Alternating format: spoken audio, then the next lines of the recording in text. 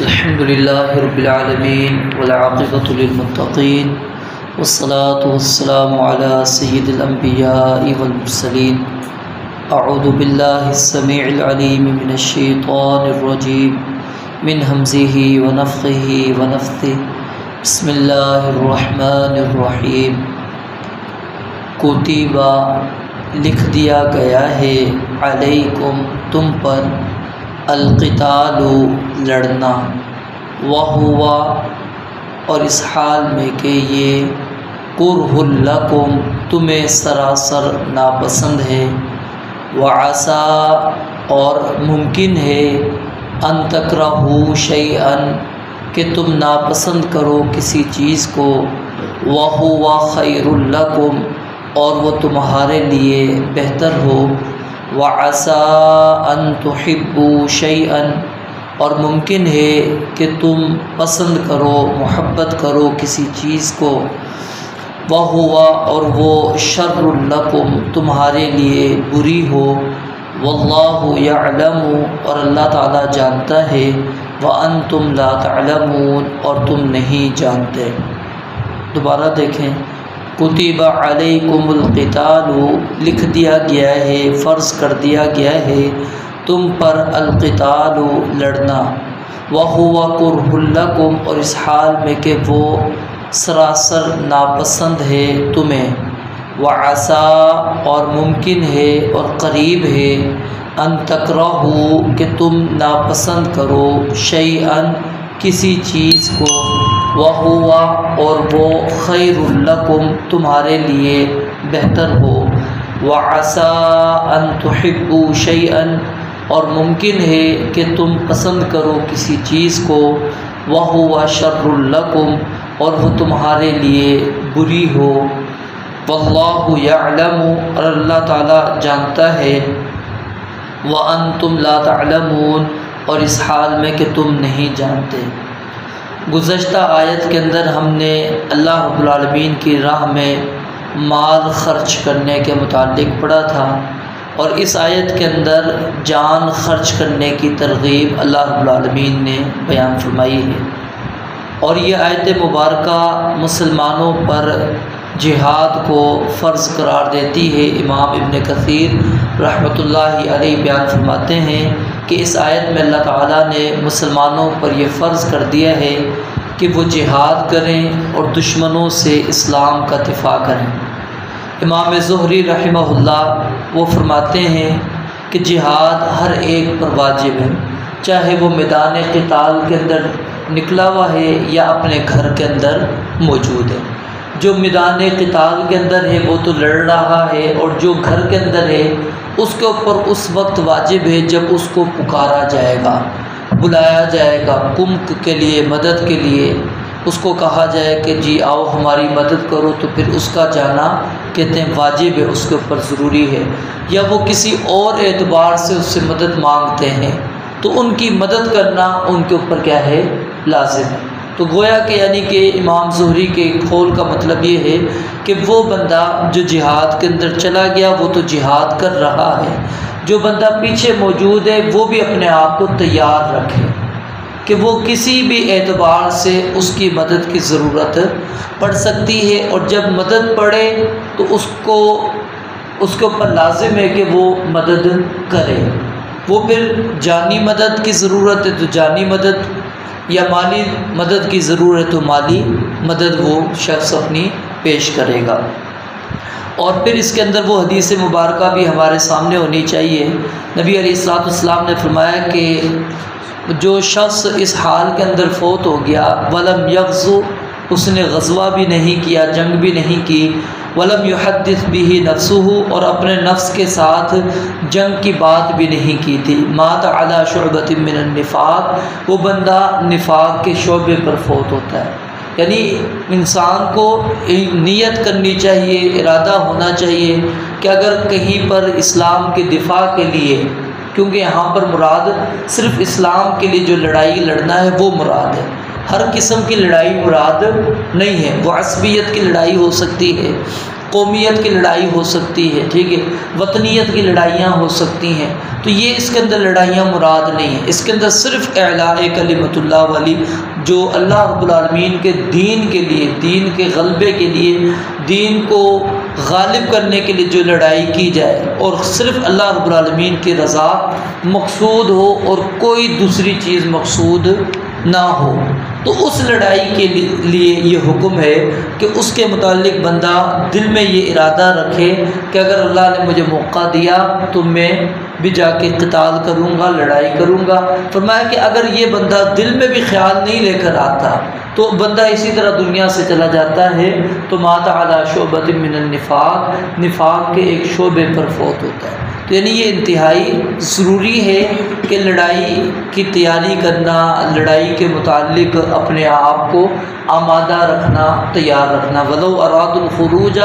لَأَعَدُّوا لَهُ عُدَّةً، اللہ کہتے ہیں اگر ان کے نکلنے کا ارادہ ہوتا تو یہ تیاری بھی کرتے۔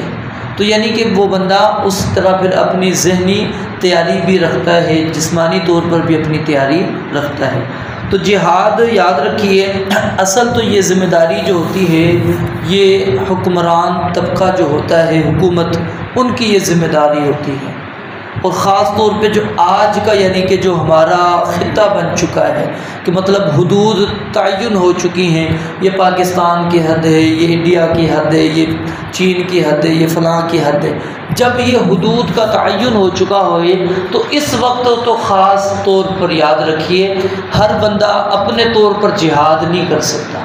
کہ وہ کھڑا ہو جائے، وہ چلا جائے جہاد کے لیے، نہیں۔ کیوں کہ آپ نے اپنے ملک سے باہر جانا ہے، اس کے اصول ہیں، ضوابط ہیں، قانون ہے کہ آپ نے باہر جانا ہے تو اس کے لیے آپ کو پاسپورٹ کی ضرورت ہوتی ہے، کاغذات آپ کو بنانے پڑتے ہیں، ساری وہ یعنی کہ جو فارمیلٹی ہے وہ پوری کرنی پڑتی ہے کسی بھی کنٹری میں جانے کے لیے۔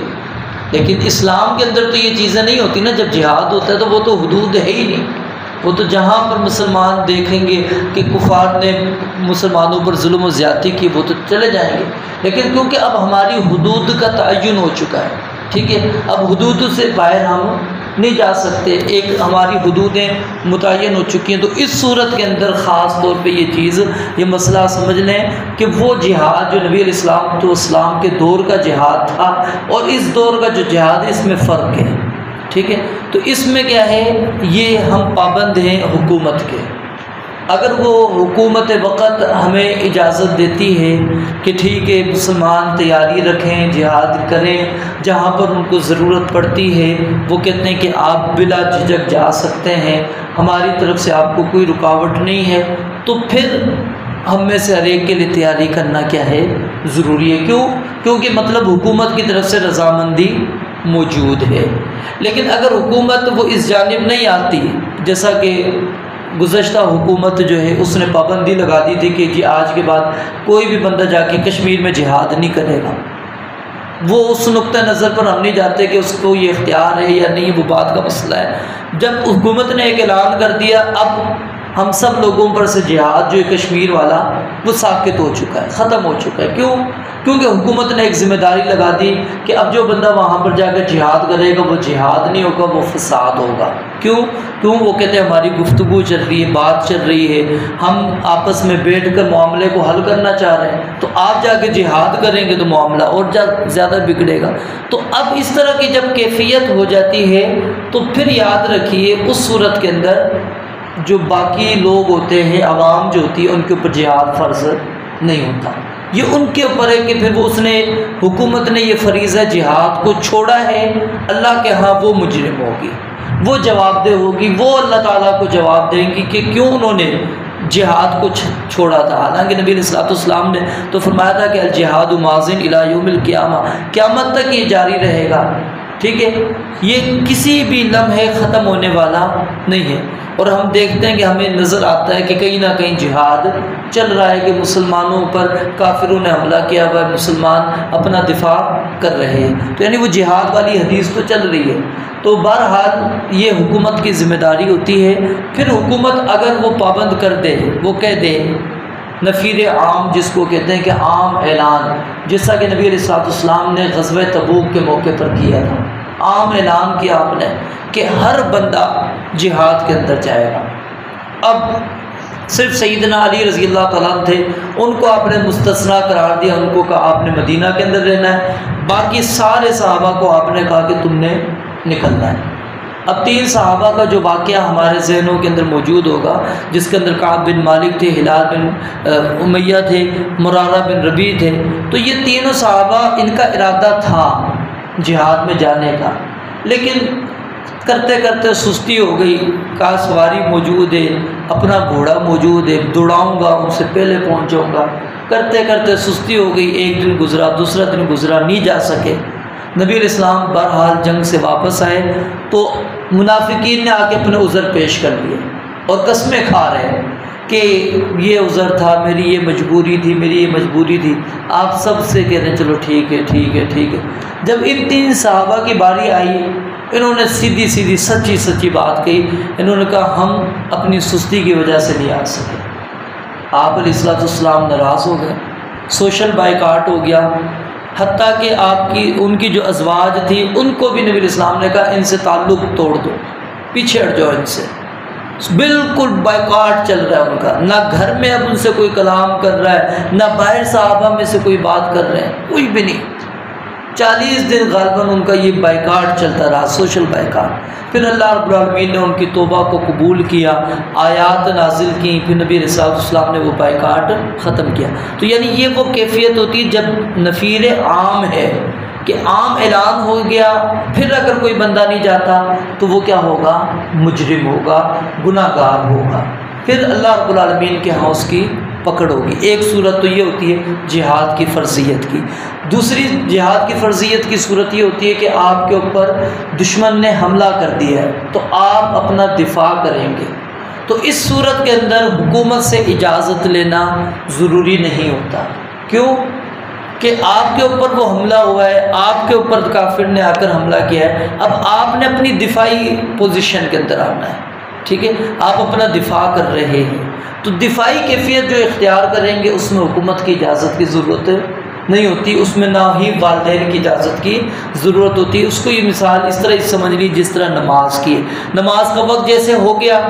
اب ہم نے سوال نہیں کرنا والدین سے کہ جی میں عشاء کی نماز پڑھوں یا نہ پڑھوں، وہ کہتے ہیں جی بیٹا پڑھ لو تو پڑھ لوں گا، وہ کہتے ہیں نہ پڑھو تو چھوڑ دوں گا، نہیں،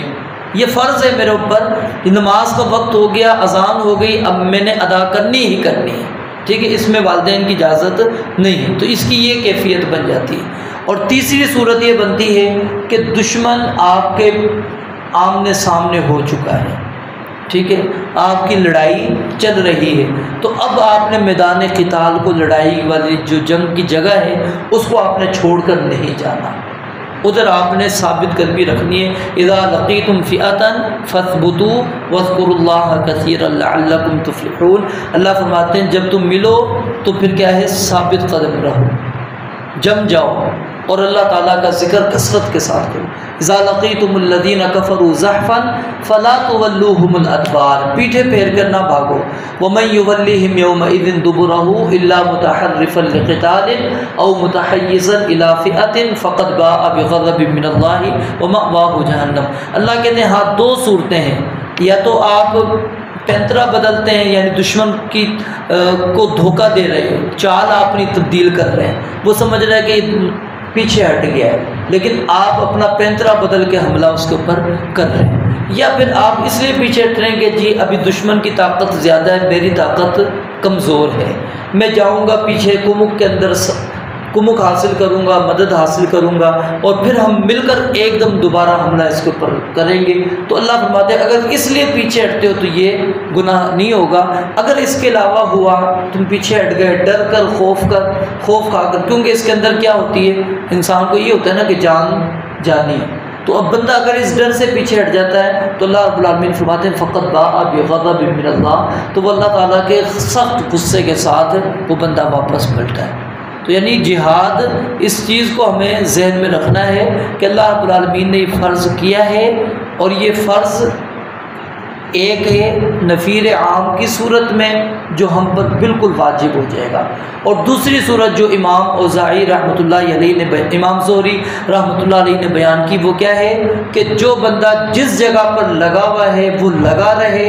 اور جب اس کی ضرورت پڑے تو وہ اپنے آپ کو پیش کر دے۔ بس یہ چیز یعنی کہ ہمارے ذہن میں ہونی چاہیے۔ اور اللہ رب العالمین فرماتے ہیں وَهُوَ كُرْهٌ لَكُمْ، یہ تمہیں انتہائی ناپسند ہے۔ ناپسندیدہ کیوں ہے؟ کیونکہ اس کے اندر کیا ہے، انسان وہ جان سے جاتا ہے، تو اس لیے انسان اس چیز کو پسند نہیں کرتا، وہ چاہتا ہے کہ مجھے تھوڑی زندگی اور مل جائے۔ اور پھر اللہ رب العالمین نے ایک عام اصول یہاں پر بیان فرما دیا کہ ایک چیز یہ ہے کہ جو تمہیں پسند ہے، ہو سکتا ہے اللہ رب العالمین کے نزدیک وہ انتہائی تمہارے لیے بری ہو، تمہیں تو پسند ہے لیکن تمہارے حق میں وہ تو اللہ رب العالمین کے نزدیک کیا ہے، بری ہو، اور تمہیں بری لگتی ہو لیکن اللہ رب العالمین کے نزدیک کیا ہے، اچھی ہو۔ اس کو آپ یعنی اس طرح سمجھ سکتے ہیں جیسے شریعت کے احکام ہیں، بندہ بس اوقات وہ سمجھتا ہے کہ یہ نماز فجر جو ہے صبح 3 بجے اٹھ کے 4 بجے اٹھ کے پڑھنا انتہائی مشکل ہے، کیوں نہ میں 5 بجے اٹھ کے پڑھ لوں، 5 بجے پڑھی جا سکتی ہے، کوئی مسئلہ تو نہیں ہے۔ تو اب وہ بندہ کہتا ہے میں اسی ٹائم پہ پڑھوں گا، اب اس کے اندر بظاہر اس کو کیا ہے، ناپسندیدگی آ رہی ہے کہ صبح میں کیسے اٹھوں، کیسے میں صبح بیدار ہو جاؤں، نیند کیوں چھوڑوں۔ تو اللہ رب العالمین فرماتے ہیں یہ جو تمہیں ناپسند ہے، اللہ رب العالمین کو یہ چیز پسند ہے۔ وہ جو تمہیں پسند ہے کہ بالکل کیا نام ہے سورج کے قریب یا سورج نکلنے کے بعد پڑھنا، اللہ رب العالمین کو یہ چیز تمہاری پسند نہیں۔ یعنی اسی طرح شریعت کے دیگر احکامات ہیں، اور اسی میں یہ جہاد بھی ہے کہ اس کے اندر اللہ رب العالمین فرماتے ہیں انسان پسند تو نہیں کرتا کہ جہاد والی کیفیت میں آئے، لیکن اللہ فرماتے ہیں بس اوقات یہ کیفیت ہو جاتی ہے، اور جب ہو جائے تو وہ تمہارے لیے سمجھ لو اللہ کی طرف سے پسندیدہ ہے، اس کو اپنے لیے ناپسندیدہ نہ سمجھو، کیونکہ اللہ رب العالمین اس سے کیا لینا چاہتے ہیں، کیا تمہیں مقاصد اللہ رب العالمین پہنچانا چاہتے ہیں، کیا فوائد اللہ تعالیٰ دینا چاہتے ہیں، وہ اللہ تعالیٰ کو پتہ ہے۔ تو اس لیے اگر کوئی ایسا معاملہ ہو جائے تو جیسا کہ نبی علیہ السلام نے فرمایا نا کہ لا تتمنوا لقاء العدو، دشمن سے ملاقات کی تمنا نہیں کرنی، اگر مل جاؤ دشمن آ جائے پھر کیا ہے، فصبروا، تو ڈٹ جانا ہے، پھر وہاں سے پیچھے نہیں ہٹنا۔ یعنی یہ مومن کا کردار ہونا چاہیے کہ جب آ جائے تو پھر وہ اللہ رب العالمین کے فیصلے کو تسلیم کر لے۔ رب العالمین سے دعا ہے اللہ تعالیٰ سمجھنے عمل کرنے کی توفیق عطا فرمائے۔ وآخر دعوانا الحمد للہ رب العالمین۔